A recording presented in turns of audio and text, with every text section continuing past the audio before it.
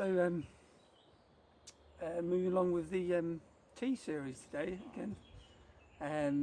Had a couple of easier ones sort of to start with. Basically I'm just going to try and get the odd easy ones in, and then a few more sort of unusual ones, and today, or maybe not so familiar ones. So today I've got one, and we'll crack straight on with it.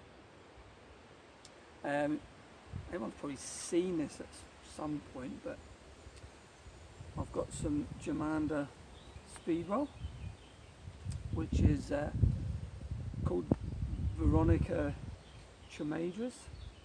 Again, almost evaded me there, that Latin.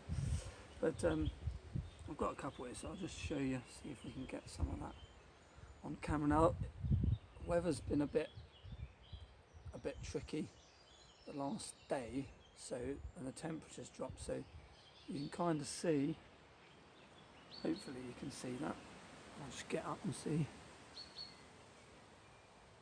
So the flowers are sort of closed up over here, so the leaves, they're sort of it's quite a sort of symmetrical way how it goes up the stem, which is quite distinctive. So you can see that. It's just another little example. I'll just see if I can get that in the camera. Hopefully that will focus all right. So you can see like the bottom of the sort of stems as the leaves come up. Quite obvious. There is quite a sort of there's quite a few of these different sort of versions in the family. That's Germander Speedwell. You probably confuse that for wood speedwell, which is a little bit less common over here in Northern Ireland. Like a lot of the other stuff, they get a little bit less common. There's a lot more sort of stuff in England further south. There's also Timely Speedwell, Heath Speedwell, Brookline, but most of them have like different leaves, so it's only sort of Germander and the wood Speedwell that have this sort of that shaped leaf. It's actually quite similar to ground ivy, but you'd notice that straight away from the smell.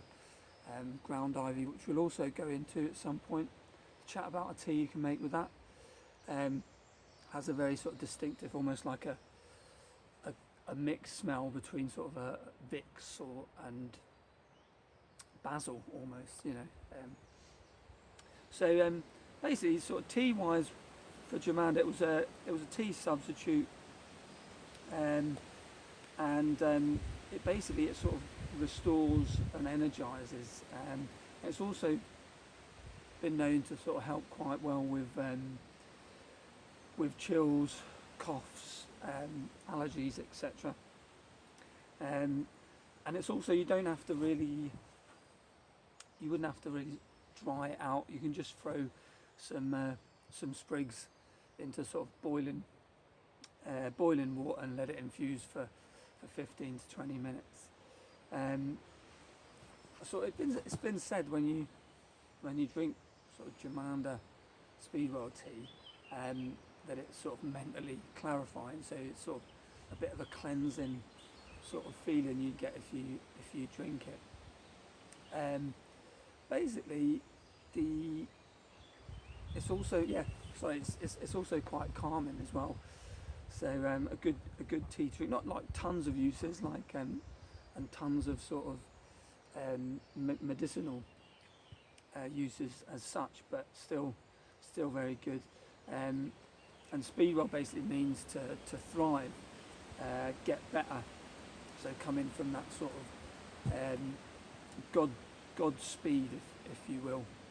So it's a nice one to know. You will see it in the hedgerows. Like I said, now it's got these nice little sort of blue purplish flowers, and when they're open they've got like a little sort of white eye in them as well. So very small, as well, similar sort of size to your herb Robert, maybe a touch smaller than that. So that's it. That's Germander Speedwell. Hope you've come across it. Again, we'll hopefully get into a few more teas in the next coming days. I've got a big list to sort of go through. I'm trying to catch them all, and probably I think there's about 40. But we probably won't get them all just for the seasonal challenge of it all. And then a lot on that list is a bit further south, so where they've got a bit more abundance of stuff like that, and we're a bit sort of neglected up here.